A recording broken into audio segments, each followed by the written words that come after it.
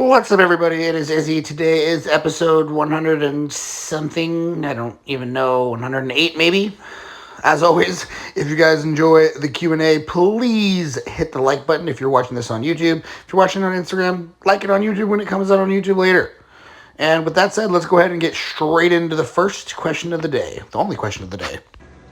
Tom Platz did squats deeper than other bodybuilders, and Arnold did chest flies deeper than other bodybuilders, and these were their number one muscles. Dorian's training videos show a deep stretch and no mid-range pumping. Anecdotes go in all directions. I'm not making an anecdotal argument though, man. There literally isn't data to support that all muscles benefit from stretch-mediated hypertrophy or even lengthened-biased strength curves.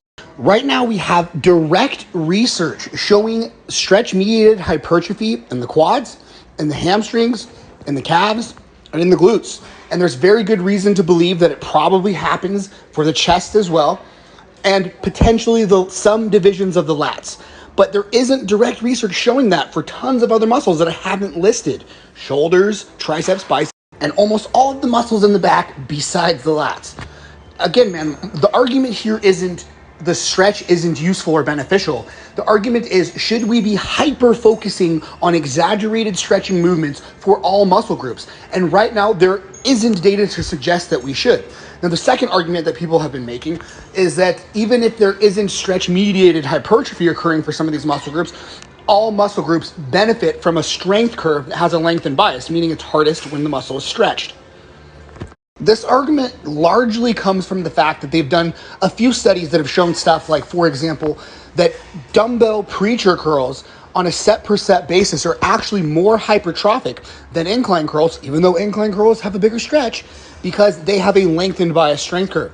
However, the big thing that many people are not taking into account is that it's possible that certain muscles benefit from being most heavily loaded in the middle, in the lengthened position, or in the short position.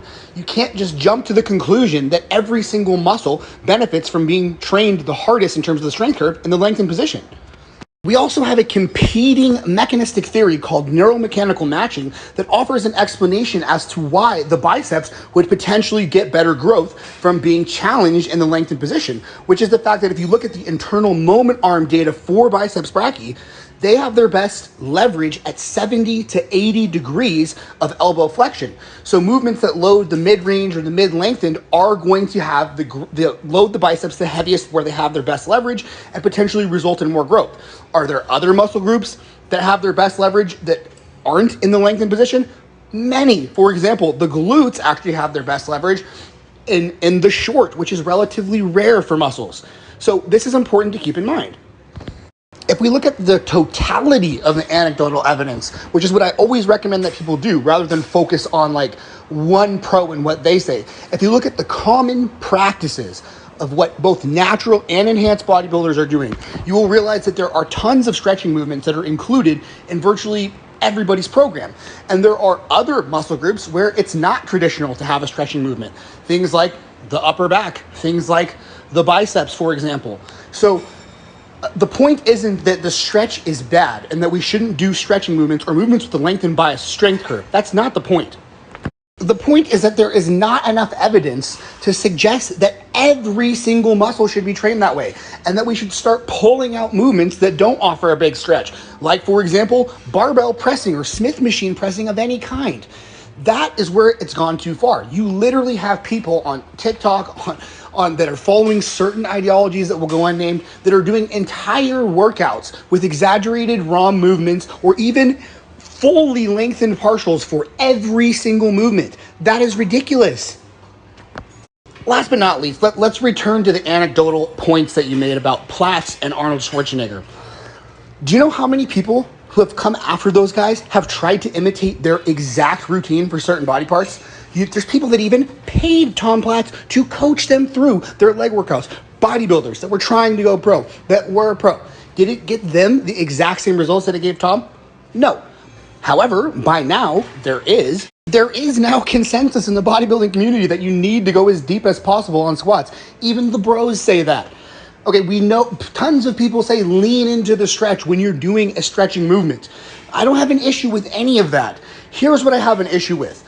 is when people think that they're going to take a little grain of an idea from a study and then completely rewrite conventional training wisdom. Bodybuilders have been doing this for 60 to 70 years.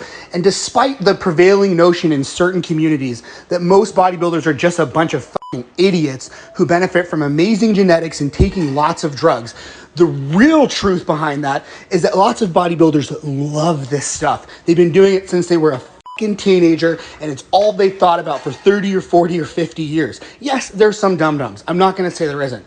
But the vast majority of these people live and breathe training, and they have for a long time, and they've coached a lot of people. So if you find yourself doing movements or a training style or a training technique that looks nothing like what the bodybuilders have been doing for 60 or 70 years, like if none of them have done it that way, the odds that you've stumbled onto some ultimate gold mine that's going to revolutionize training versus the odds that you are doing a gimmick, I'm just going to let you calculate those odds yourself. Here's how I want to end this off. When I was coming up as a lifter, I became a huge cult member, basically, of the starting strength camp. I became a certified starting strength coach, and I bought everything they were saying, hook, line, and sinker. And one thing that always sticks out to me is that Mark Rippetoe used to tell everybody that the only reason that Olympic weightlifters didn't do low bar squats is because they just never tried it. Despite the fact that the sport was decades and decades and decades old, he just claimed weightlifters have just never tried low bar. That's why they don't low bar. In reality, when he made these claims, tons of coaches from in the Americas and Russia started saying things to the contrary, like, no, actually, we did try that, and it made our results worse. It interfered with positioning in the catch, and they gave very specific examples. And I didn't even believe them until many years later when I realized, that's what happens when you completely dismiss anecdotes in favor of gurus. So here's what I want you all to consider. Even though bodybuilders very often give the wrong reasons for why things work, or they use incorrect terminology and the explanations just don't make sense, the practical experience that they're talking about is valid. And I just want you to consider the fact that we even have visuals, training videos of bodybuilders experimenting with lengthened partials. Chris Cormier used to do lengthened partial incline bench, for example. People have tried this stuff. They've been doing it for decades. And if it was really the best approach to hyper-focus on stretch, to hyper-focus on lengthened biasing things, whether it's a strength curve or the range of motion, these bodybuilders aren't as dumb as you think. They did try it. And if it really was the best approach, you would be seeing way more of them doing it. The fact that they aren't, it shows that it just doesn't make that big of a difference in most cases. Otherwise, they would have kept doing it. Or it might have, in some instances with some muscle groups, which is what I'm going to propose is the case, actively makes your results worse, because not all muscles benefit from stretch-mediated hypertrophy, and not all muscles have their best leverage in the lengthened position, and you will get more motor unit recruitment, better loading, more mechanical tension with a different strength curve for certain muscles. So again, I'm not telling anybody that you should dismiss science in favor of bro science. Take both into consideration, but I truly think you should value collective anecdotal wisdom above everything else. Not making a certain pro guru, not making a certain evidence-based practitioner who reads the studies and interprets them for you, your guru, but the collective wisdom of lifters for the last 60, 70, 80 years, because it's rarely completely and totally wrong, whereas gurus are very often completely and totally wrong. Until next time.